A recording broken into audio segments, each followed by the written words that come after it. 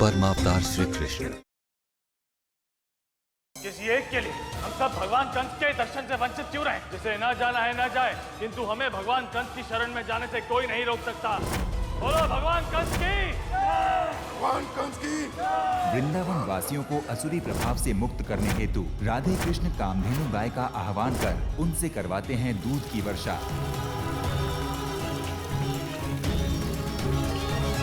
आत्महत्या का विचार लिए दामोदर को सुरक्षित करते हैं कान्हा। मुझे तुम्हारे सत्य का आभास, किंतु लोगों को तुम्हारे सत्य का तनिक भी आभास नहीं है। वो तुम्हारी बात सुने समझे, इसलिए तुम्हें एक योग्य व्यक्ति बनना होगा। कान्हा की भक्ति में लीन सुदामा को शास्त्रों का ज्ञान दिलवाने उनके माता पिता ले जाते हैं उन्हें मथादेश के आश्रम। गौ उत्सव में सर्वश्रेष्ठ गौरानी का चयन करने हेतु राधे कृष्ण में छिड़ता है द्वंद। हमारी रत्ना ही बनेगी गौरानी। नंदा, रत्ना, नंदा। मठाधीश अपमानित करते हैं सुदामा के माता पिता को। ये ब्राह्मण शिक्षा पाने योग्य ही नहीं है। आचार्य जी, मैं इतना ज्ञानी तो नहीं, किंतु मुझे ये मालूम है कि मेरे माता पिता को असत कहने का किसी को अधिकार नहीं है। आपको भी कोई अधिकार नहीं है। मैं तुझे बताता हूँ मेरा अधिकार। समस्त ब्रिजमंडल के आचार्यगण बहिष्कार करते हैं सुदामा का। अब किस प्रकार शिक्षा ग्रहण कर पाते हैं सुदामा? अपने पुत्र की अशिक्षा के दोषी मैं ही हूँ। मेरे ही कारण उसे समाज में सम्मान नहीं मिलेगा। पुत्र की शिक्षा में अड़चन बनने के अपराध बोध के कारण जल समाधिष्ठ हो जाते हैं सुदामा के माता पिता। और वृंदावन में सर्वश्रेष्ठ गौरानी के चयन हेतु राधा कृष्ण में होता है विवाद। हे ईश्वर, तेरे दिए हुए इस जीवन को हम उसकी पूर्ण गति तक नहीं पहुंचा सके, इसलिए जल समाधि लेकर हम तुझे तुम्हारा ये जीवन अर्पित करते हैं। पुत्र की शिक्षा में अड़चन बनने के अपराध बोध के कारण जल समाधिष्ठ होते हैं सुदामा के माता पिता। कैसे रोक पाते हैं सुदामा उन्हें? और राधा कृष्ण के हट से रूठी सभी गैयों को कहां और कैसे खोजते हैं अब कान्हा? ये प्रतिमा साक्षात अवतरित हुई है। आओ सब लोग अपने भगवान का दर्शन करो। कान्हा की प्रतिमा देख मंत्रमुग्ध हुए वृंदावन वासी देते हैं कान्हा को ईश्वरीय स्थान। कान्हा, तुम हमारे रक्षक भी हो और हमारे भगवान भी। संसार में ये पहली बार होगा कि भगवान मंदिर में भी होंगे और घर में भी। दूसरी ओर अपने भगवान की खोज में उनकी प्रतिमा लिए भटक रहे सुदामा का किस प्रकार उद्धार करेंगे गोविंद? मैं परमावतार श्री कृष्ण, कोई ग्वाला नहीं। जो जीवन में सत्य का मार्ग अपनाता है उसी का उद्धार होता है, अन्यथा इस मृत्यु लोक में जन्म जन्मांतर के बंधन से भी मुक्ति नहीं मिलती। कान्हा के परमत्व को चुनौती देने आता है एक और भगवान।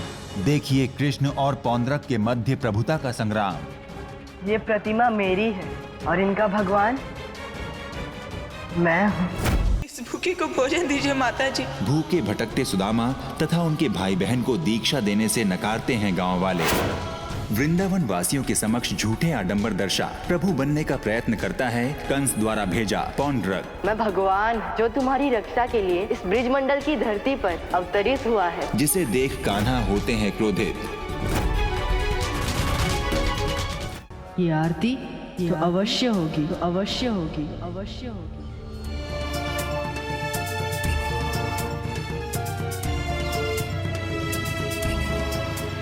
क्योंकि ये प्रतिमा मेरी है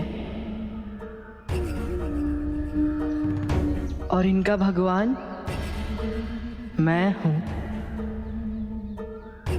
और मेरे भक्तों को आरती करने की धार्मिक स्वतंत्रता है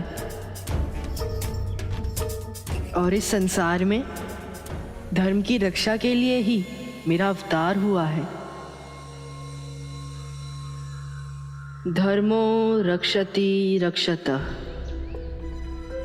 अर्थात जो धर्म की रक्षा करते हैं धर्म उनकी रक्षा करता है।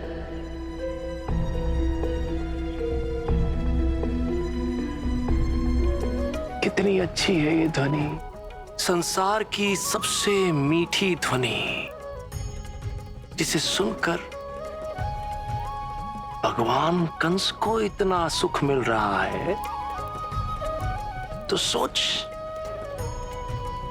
साधारण मनुष्य को कितना आनंद प्राप्त हो रहा होगा।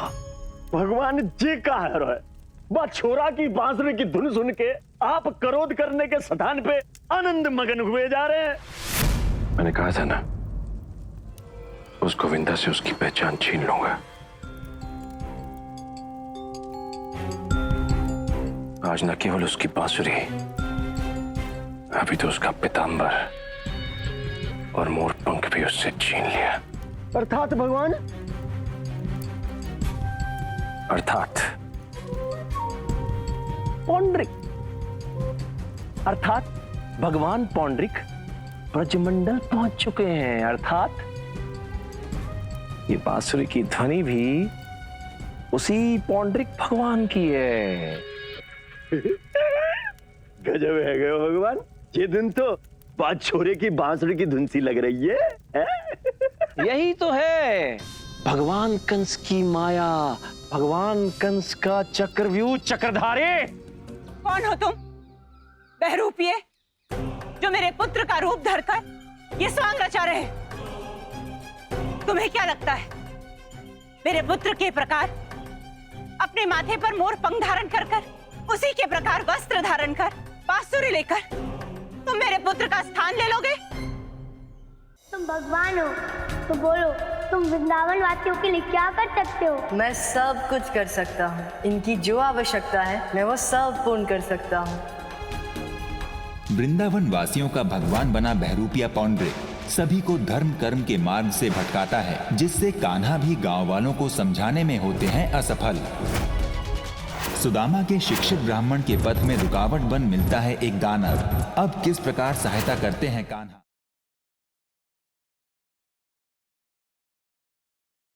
बेशर्मी की भी हद होती है अनुराग बाबू। इस मोहल्ले वाले मोबाइल ग्रुप में हमारी बहन बेटियां भी हैं। लेकिन हुआ क्या है? हमें तो कहते हुए भी शर्म आ रही है। आप देख लीजिए, अपनी आंखों से अपने फोन में देख लीजिए क्या किया है आपके लाडले बैजू ने।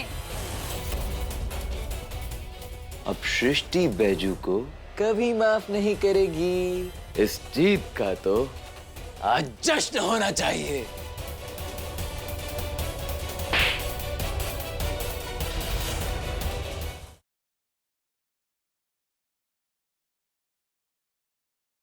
मैं जी एक ना बिजनेस प्रपोजल लेके आया हूँ यहाँ पे।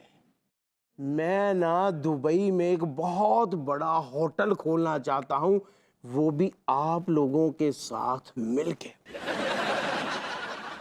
ठीक है, हम आ जाएंगे। भाभी जी, आपके बनाए खाने का तो मैं दीवाना हो गया। कसम से अगर आपकी शादी नहीं हुई होती ना तो मैं तो रिश्ता लेके आ जाता आपके घर।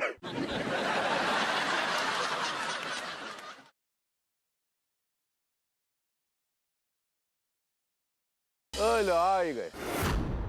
तुम्हारा इंतजार कर रहे थे हम। अभी दूल्हा तैयार हो जाएगा एकदम। कौनो कमरा उमरा बता दीजिए। अगर हम चीखे चिल्लाए तो क्या पता हमारी आवाज माही के कानों तक पहुंच जाए। माही, माही, तुम हमारी बात सुन सकते हो क्या? माही, हम यहाँ हैं, हम बिट्टी हैं। माही, तुम हमें सुन सकते हो क्या? माही, माही। हमें ऐसा काहे लग रहा है कि हमने बिट्टी जी की।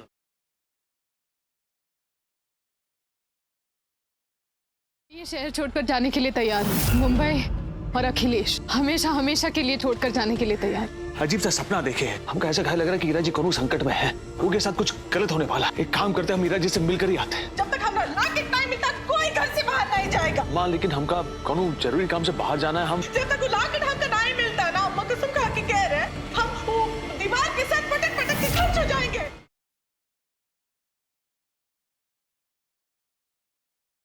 शादी का पहला ही पड़ाव होता है सुहाग रात। अब मैं अपने इस डर से कैसे लड़ूं? हमारा लॉकेट कहाँ गया?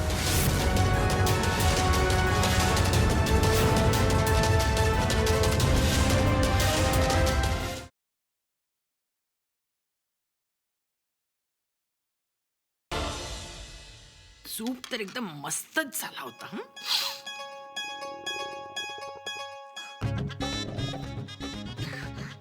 अरे देवा,